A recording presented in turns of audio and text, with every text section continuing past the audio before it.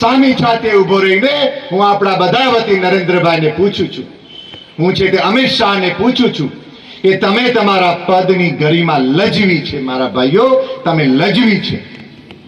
આ તમારું લાજવું એ તમારા ગાજવાને અમે યાદ અપાવીશું. બહુ ગાજવો છો, સભાઓ બહુ ગજવો છે, હવે લાજો. તમે અમારી બહેનો દીકરીઓ ઉપર બોલો છો, તમને લાજ આવી જોઈએ, લાજ. એના બદલે ગાજો છો, દૂર પડી તમારી રાજ. અને કહેવાતા છે તે આ નેતા એવા પાટીલને તમે ડેમેજ કંટ્રોલ કરવા જાઓ છો ને, અમે તમારી સ્પીડ કંટ્રોલ કરી રહ્યા છીએ. તમે 130 ની સ્પીડે જતા હતા, તમે ભૂલી ગયા કે તમારા પેટ્રોલ કોણે પૂર્યા છે? આ ક્ષત્રિયોએ તમને પેટ્રોલ પૂર્યા હતા. તમે જે ફગફગાવતી ગાડીઓ લઈને જતા હતા ને, એમાં પંચર પાડતા અમને આવડે છે. આ સમાજ મૂંગો નહીં રહે, પંચર પાડશે 7 તારીખે. અને જો તમે હજી પણ નહીં સુધરો તો ભંગાર બજારમાં પણ મોકલી દેશું તમને. અમને આવડે છે રાજનીતિ, અમને કૂટનીતિ પણ આવડે છે. અમારે કોઈ ક્લાસ લેવાની જરૂર નથી. ગાંધીનગરમાં બેસીને અમારા વડવાઓએ અમને આપીને ગયા છે, અમારા ડીએનએ માં છે. રાજનીતિ કેમ કરવી, કૂટનીતિ કેમ કરવી. પણ અમે છે તે કોઈને પાછળથી ઘા નથી મારતા. ક્ષત્રિય પાછળથી ઘા મારે ક્ષત્રિય ન. એ ચૂપ છે, એનો મતલબ કે તમે શિંગડા તમારા મોટા થઈ ગયા છે, આ કાપવા પડશે. તો અમારી પાસે કરવત પણ છે તમારા શિંગડા કાપવાની. સાથીઓ, અંતમાં 7 તારીખ ભૂલતા નહીં, આપણે સાથે છીએ. માં ભવાની આપણી સાથે છે. અને સાહેબ, છેલ્લી વાત, આ બધા એની ગાડી ઉપર લાલ લાઈટું ફેરવ્યો. આપણી તો ભાલા ઉપર ચકલી બેસે મારા બાપ. અમારે આવી લાઇટની જરૂર નથી રજવાડા તમારા રાત દેખાવા માટે. જ્યારે કટક ચાલ્યું કચ્છથી ને આવ્યું જામનગર, તો માતાજીએ કહ્યું કે હું ચકલી થઈને આવીશ, હાલો તમે આગળ. ત્યારે નવા નગર વસ્યા હતા. તો સાથીઓ, એક એક સત્ય ઘટનાઓ છે. એક એક સત્ય કરતા પણ જેને વધારે કહેવાય એવી એક એક ભક્તિ ભરેલી, અધ્યાત્મ ભરેલી, ધર્મની ધજાવાળી આપણી ઘટનાઓ. હું આને ઓળખી ગયો હતો, આને ઓળખી ગયો હતો. છઠ્ઠી ઓળખું છું, છઠ્ઠી. અને હવે છઠ્ઠીનું ધાવણ પણ યાદ અપાવીશ. તમે દરબારોની છે તે ક્ષત્રિયોની ખંભા ઉપર બંદૂકો ફોડી છે. અમારા ખંભા તમને બંદૂક ફોડવા માટે નથી. આ બેનું દીકરીઓ ગાયું ગૌચર બચાવવા માટેના ખંભા હતા. 75 વર્ષ સુધી અમે છેતરાયા છીએ. હવે મારા દીકરાઓ નહીં છેતરાય, મારા હાવજડા હવે નહીં છેતરાય. બહુ થઈ ગયું, બહુ થઈ ગયું. કે પોતાના શાસકને દેશ નિકાલ કર્યો હોય તો આ જુનાગઢની પ્રજાએ પોતાના શાસકને દેશ નિકાલ કર્યો તો એવી જ તે સ્થિતિ અત્યારે આપણી સમક્ષ ઊભી થઈ છે. એનું ઉદાહરણ અત્યારે 75 વર્ષ થયા પછી આપણા દેશના વડાપ્રધાન જ્યારે 2 થી 3 દિવસ સૌરાષ્ટ્ર ગુજરાતના પ્રવાસે આવ્યા,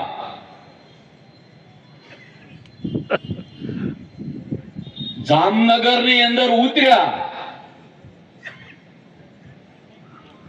અને જેણે 75 વર્ષ પહેલા પોતાનું સર્વસ્વ અર્પણ કરી દીધું છે, એમના બંગલે શીશ નમાવવા માટે ગયા આ શાસક.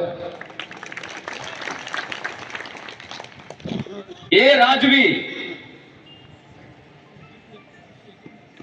મને ઘણા મિત્રોએ તરત ને તરત, અને આ તો એવું છે ને કે આટલા સમયથી લાખો ક્ષત્રિયો રોડ ઉપર છે, એના સુધી વાત પહોંચતી નથી, એના વિશે એક હરફ બોલતા નથી.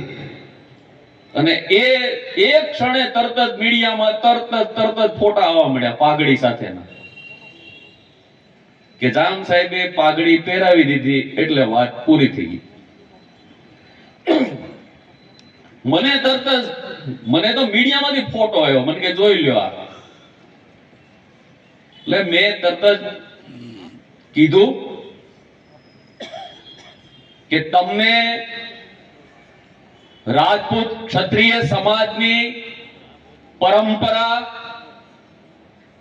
એની રહેણી કેરી, એની અસ્મિતા, એનો તમને ખ્યાલ નથી. તમે ઇતિહાસ વાંચ્યો નથી, ઇતિહાસ જાણ્યો નથી કે આ એ રાજપૂત સમાજ છે, એ ક્ષત્રિય સમાજ છે કે પોતાના આંગણે પોતાનો જાની દુશ્મન આવે તો પણ એની આગતા સ્વાગતા કરે, એ આ સમાજ છે. આવો યશસ્વી આપણો હિન્દુસ્તાન, એનો વડો, એ વ્યક્તિ કોણ છે એ મહત્વનું નથી. વડાપ્રધાન પદ મહત્વનું છે. આપણા દેશનો વડો છે એ મહત્વનું છે. એ વ્યક્તિ કોણ છે એ મહત્વનું નથી. ત્યારે સારા એ રાજપૂત સમાજનું માથું ગર્વ સાથે ઊંચું થાય એવું કામ, એવું ગૌરવશાળી કામ, જેની માટે મને પણ ગૌરવ છે, એવું આપણા જામ સાહેબે કરી બતાવ્યું કે આટલા વિરોધ જેની સામે છે એ વ્યક્તિ એમની પાસે આવ્યો છે ત્યારે શીશ નમાવા માટે આવ્યો છે. ત્યારે એ વ્યક્તિ કોણ છે એ મહત્વનું નથી.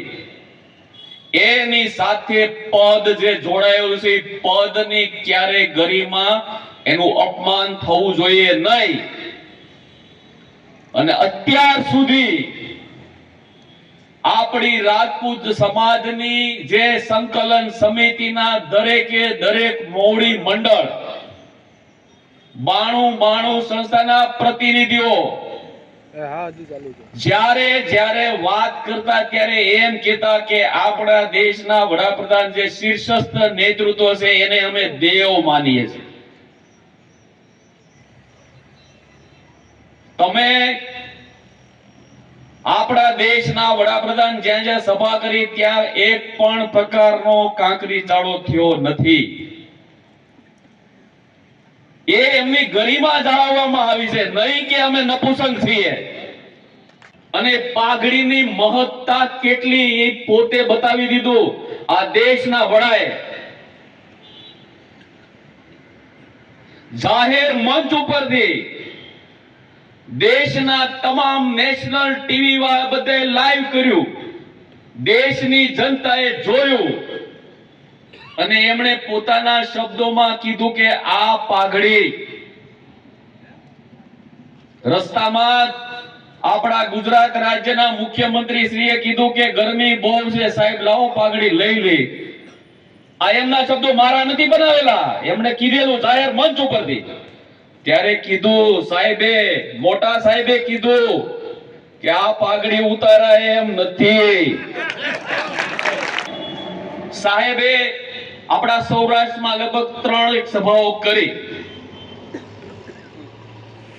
તમે એક સભાની અંદર રાજકોટના લોકસભા સીટના વિવાદાસ્પદ ઉમેદવારને જોયા? સ્ટેજ ઉપર ક્યાંય જોયા? આ તમારી તાકાત છે. સાહેબે દરેક જગ્યાએ ગુજરાત સૌરાષ્ટ્રમાં સભાઓ કરી, પોતાના ઉમેદવારના મત માટે કરી, બધી જગ્યાએ દરેક ઉમેદવારના નામ લીધા. આ રાજકોટ સીટના લોકસભા સીટ ભાજપના વિવાદાસ્પદ ઉમેદવારનું નામ લીધું તો મેં નથી સાંભળ્યું ક્યાંય લીધું હોય તો. આ તાકાત ક્ષત્રિયોની છે. આ તાકાત ક્ષત્રિયો જે રોડ ઉપર છે ને એની તાકાત છે. કે રાહુલ ગાંધીએ દક્ષિણ ભારતની અંદર કોઈ સભાની અંદર એક વાક્ય એવું બોલી ગયા કે રાજા મહારાજાઓ જમીનો પડાવી લેતા હતા, એવું વાક્ય બોલ્યા. ઈસી સેકન્ડે આ જે સમાજ જે સ્ટેટમેન્ટ માટે રોડ ઉપર છે, એટલા સમયથી લાખોની સંખ્યામાં એ જે સ્ટેટમેન્ટ એને ખબર નથી હજી. અને રાહુલ ગાંધીનું સ્ટેટમેન્ટ ઈજ સેકન્ડે આપણા ગૃહમંત્રી તરત જ ટ્વીટ કરે. એને કેટલી બધી લાગણી આવી ગઈ આપણા સમાજ પ્રત્યે લાગણી આવવા મળી, બધાને ઉભરા આવવા મળ્યા, તરત વિડીયો આવવા મળ્યા, ટ્વીટ આવવા મળ્યું કે રાહુલ ગાંધી આમ કરી નાખ્યું. દેશના વડાપ્રધાને તરત જ એ વાક્ય લઈ લીધું. એમણે પણ જ્યાં જ્યાં સભાઓ હતી ત્યાં બોલ્યા. પોતાના જે છે એને છાવરવામાં આવે છે. મને પૂછવામાં આવ્યું તરત ને તરત લાઈવ ડિબેટમાં, એક ટીવીમાં, કે હવે તમારું આમાં શું કેવું? તમે કે આને બધાને ખંભે બેહારી નીકળ્યા હતા. ત્યારે મેં એને સ્પષ્ટ કીધું કે ભાઈ, રાહુલ ગાંધી ભલો ભોળો યુવાન, by default politician, by default કહેવાય કે એને રાજકારણ માણસ જ નથી બિચારો. એનું કલ્ચર, એનો અભ્યાસ, એનો ઉછેર એ દૂન સ્કૂલનું કલ્ચર. દૂન સ્કૂલ તમે નામ જે ભણતા છે સાંભળ્યું છે કે દૂન સ્કૂલનું કલ્ચર. એને સૌરાષ્ટ્રની રસદાર હું, સૌરાષ્ટ્રના રાજપૂતો શું, પાળિયા શું, કેસરિયા શું, જોર હું. આ રાહુલ ગાંધીને બિચારાને શું ખબર પડે? ત્યારે મને કે તમે આ સ્ટેટમેન્ટ અને પેલું સ્ટેટમેન્ટ એની કેવી રીતે સરખામણી કરો છો? મેં કીધું ભાઈ, જમીન આસમાનનો તફાવત છે એમાં. રાહુલ ગાંધીના સ્ટેટમેન્ટનો અમે જવાબ આપી શકીએ. એ સ્ટેટમેન્ટ હતું એ અમારા શાસન વિશે હતું, શાસન વિશે. કે ભાઈ એણે એવું કીધું. મારું તો એવું અંગત માનવું છે કે બિચારા રાહુલ ગાંધીજીને ન્યા જે તે સ્થળે કોઈના સ્થાનિક એવા વિકૃત માનસિકતા ધરાવતા કોઈ વ્યક્તિએ એને મોઢામાં ફિટ કરી દીધું. આવું બોલો. આજે રાષ્ટ્રીય નેતાઓ આવતા હોય ને, એને વિસ્તારની ખબર ન હોય, એને અમુક મુદ્દા આપી દેવામાં આવે કે તમારે એટલું એટલું બોલવાનું. હવે આને પોતાનું તો જ્ઞાન ન હોય એટલે એને બોલી નાખ્યું. પણ ઈ સ્ટેટમેન્ટને અમે કાઉન્ટર કરી શકીએ કે ભાઈ, રાજા મહારાજાઓ જમીનો પડાવી લેતા નહોતા, માથા હાટે લેતા હતા લડીને, અને નહોતા ત્યારે માથા દઈ દેવા પડતા હતા, જમીનો વહી જતી હતી. બધી જમીનો તો રાજા મહારાજાઓની જ હતી. સરકારની જો મનસા કેવી હોય, હું તો ત્યારે ક્યાંય બોલ્યો તો મંચ ઉપરથી કે એ સંમેલનની અંદર બંદોબસ્ત માટે આખા ગુજરાતમાંથી વીણી વીણીને રાજપૂત ક્ષત્રિય અધિકારીઓને મૂકવામાં આવ્યા હતા. શું કામ? કે કોઈ પણ પ્રકારનું આંદોલન હોય, અગાઉ આપણે આંદોલનો જોયેલા છે.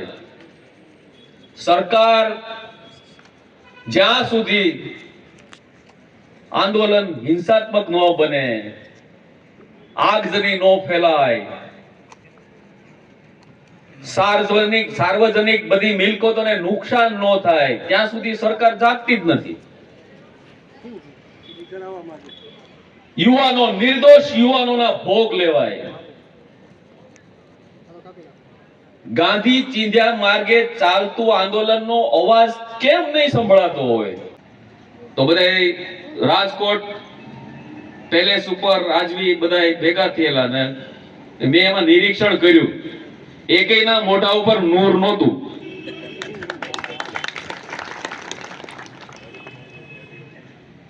એકે રાજવીના મોઢા ઉપર નૂર નહોતું, અને મીડિયા સમક્ષ પરેડ કરાવવામાં આવી ને તો પકડવા પડતા હતા. ઓલા ભાઈ અહીંયા આવો, સાહેબ અહીંયા આવો, અહીંયા બધા ભાગતા હતા.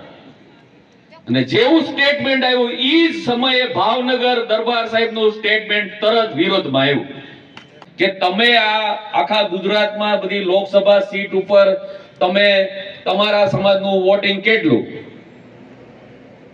તમે પરિણામ લક્ષી લડાઈ કેવી રીતે, આમાં પરિણામ કેમ આવે, પરિણામ લક્ષી લડાઈ કેવી રીતે થઈ શકે? એમ કે ભાઈ તમારા, એટલે મૂળ કહેવાનું એ તો તમારા ક્યાં એટલા બધા મત હતા, એમ મૂળ હાવ દેશી કે ભાઈ તમારા ક્યાં મત છે એટલું બધું તમે આમ ડખો કરો છો.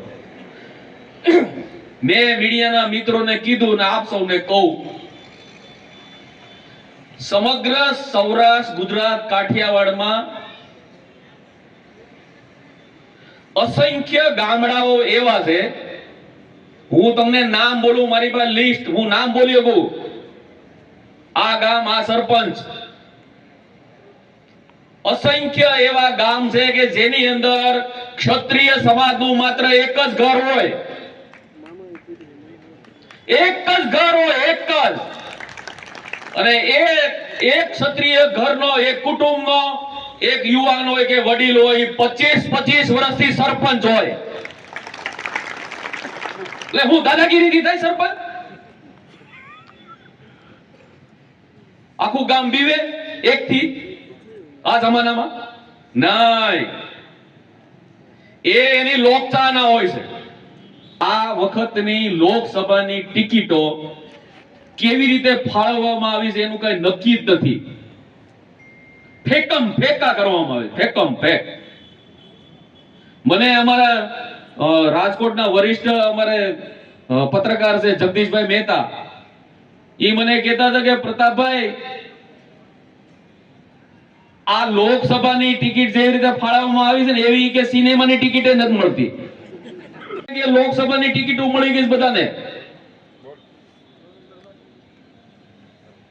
ગુજરાત સાઈડ તો એક બેન શિક્ષિકા એ સ્કૂલમાં ભણાવતા હતા, સ્કૂલમાં, ચાલુ સ્કૂલમાં ભણાવતા હતા. ઘરેથી ફોન આવ્યો એમના મિસ્ટરનો, ઈ કે તું જલ્દી જલ્દી ઘરે આય, તને ટિકિટ મળી. તો કે હે ની? ઈ કે લોકસભાની. ઈ કે નો, અરે પણ મળી ગઈ, તું જલ્દી ઘરે આવી આય. લ્યો, આ ગુજરાતની સાઈડની વાત છે. આવી રીતે ટિકિટોની ફેકમ ફેકી કરવામાં આવી છે. આવું ગુજરાતના ઇતિહાસમાં કોઈ દી બન્યું નથી. જે સીટના જે દાવેદારો હોય, પાયાના કાર્યકરો હોય, જેણે પક્ષને આખી જિંદગી આપી દીધી હોય, એ રાજકોટ હોય, જુનાગઢ હોય, ભાવનગર હોય, સુરેન્દ્રનગર હોય કે પોરબંદર હોય, એ ત્યાંના સ્થાનિકમાં ભયંકર રોષ છે. પણ બિચારા ડરે છે સાઈડથી, એટલે કોઈ ખુલીને બહાર આવતા નથી. પણ અંડર કરંટ બધા ક્ષત્રિય સમાજના આંદોલનને વિટામિન પૂરું પાડી રહ્યા છે. સીટના એમાં અમરેલી આવી ગયું. અમરેલીમાં તો કોઈ દી જિંદગીમાં અમને નહોતી ખબર એવા ઉમેદવાર આવ્યા ભાજપના. જે દિવસે નામ જાહેર થયું તો મારે એનો ફોટો, અમે આટલા વર્ષોથી મીડિયામાં, 1990ની સાલથી હું મીડિયામાં છું, તો મારો ફોટો ગોતવો પડ્યો એનો કે આ ભાઈ છે કોણ એમ. હવે એવું કહેવાય છે કે 8 પછી તો મળતા જ નથી. પછી શું છે કે હાલતા આગળ હું અહીં બોલીને એટલે કાલ ઘરે ભોગી આવી જાય. પણ આપણે પીવાનું નથી થતું, નથી પીતા એટલે નથી જ દીધા. પછી બલિદાન આપી દીધા કોઈ પણ સ્વાર્થ વગર પ્રજા માટે. અને રાજા એને કહેવાય, આને રાજા ન કહેવાય. અને આપણી પાસે બાપુ લાગે, સિંહ લાગે, બે વસ્તુ લાગે છે. એનો હું તમને જવાબ આપી દઉં. બાપુ કેને કહેવાય? આખા ગામને હાસવી લે ને, કઈ દે કઈ વાંધો નહીં, બાપુ બેઠા એને બાપુ કહેવાય, એટલે બાપુ લાગે છે. અને સિંહ કેમ લાગે ખબર છે? સિંહ તો નકર આપણે ગીરમાં છે, પછી ગાય નહીં ખાય ને ગધેડા નહીં ખાય. પણ આ સિંહ છે, ગાય દીકરી કે બ્રાહ્મણ, એની ઉપર કોઈથી શાબ્દિક કે પ્રહાર કોઈ કરતો નથી. એને બાપુ કહેવાય, સિંહ કહેવાય. તો જ સિંહ લગાડજો. અને હવે આના વિરુદ્ધમાં, ઓલા જણના વિરુદ્ધમાં જો હું તનતોડ મહેનત ન કરું તો એમ સમજો કે આ ભાઈ આ ખોટું બોલી ગયા હતા. જેની વાણીમાં ફેર એના બાપમાં ફેર. જો આ સાર્થક કરી ન બતાવીએ તો